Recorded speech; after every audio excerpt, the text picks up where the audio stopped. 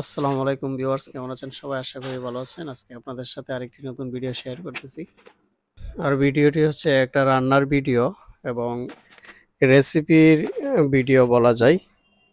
তো আপনারা হয়তো ভাবতে পারেন যে রেসিপি ভিডিও আবার শুরু করলাম নাকি, বা রেগুলার রেসিপি ভিডিও বা রান্নার ভিডিও আপলোড করব কিনা। তো এমনটা কিছুই না। আসলে রাতে বাসায় ফেরার পথে আমার এক কলিগ তার নিজের ক্ষেত থেকে এরকম বেগুন নিয়ে আসলো এবং আমাদের কলিগদের সবাইকেই দিল নিজের ক্ষেত থেকে পেড়ে এনে। তো আমি একটা আনলাম, বেশি আনলাম না, কারণ হচ্ছে বেশি রাখলে নষ্ট হয়ে যেতে পারে। কারণ ফ্রিজে রাখলেও বেগুন নষ্ট হয়ে যায়।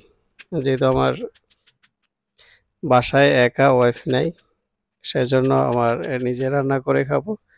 তো এই রেসিপির আইডিয়াটা আমার কলিগই আমাকে দিল যে এভাবে এভাবে আপনি বাসায় গিয়ে ট্রাই করতে পারেন। তো আমি ট্রাই করলাম। প্রথমে আপনারা দেখতেই পেলেন যে বেগুনটাকে গোল গোল করে কেটে তারপরে বেগুনের মাঝখানের অংশগুলা বের করে তারপর একটা পাতিলে একটা ডিম ভেঙে দিলাম। ডিম ভাঙার পর হচ্ছে মশলা দিলাম, 2 রকম মশলা দিয়ে ডিমটাকে ভালো করে ঘেঁটে নিলাম।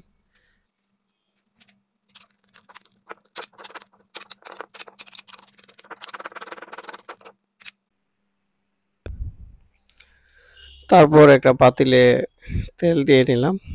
পাতিলে তেল দিয়ে একটা একটা করে এই বেগুনের চাকগুলা আমি দিয়ে দিলাম এবং চুলার আঁচটা খুবই অল্প করে রাখলাম, কারণ বেশি দিলে পুড়ে যেতে পারে। এবং তারপর যে ডিম দিয়ে মাখা ভিতরের অংশগুলো ছিল সেগুলো যে সেই চাকের মাঝখানে দিয়ে দিলাম এবং 5 মিনিট আমি সেটা ঢেকে রাখলাম। তারপর উল্টিয়ে দিলাম। উল্টিয়ে দেওয়ার পরে আবার 2 মিনিট রাখলাম। রাখার পরে দেখলাম যে না, মোটামুটি সিদ্ধ হয়ে গেছে এবং ডিমগুলো ভাজা হয়ে গেছে। তারপর নিয়ে নিলাম। ট্রাই করে দেখলাম যে অনেক ভালো হয়েছে, কারণ নিচের রান্না ভালোই বলতে হয়, পরে খাইলে বোঝা যায়। তো সে পর্যন্ত ভালো থাকুন, সুস্থ থাকুন।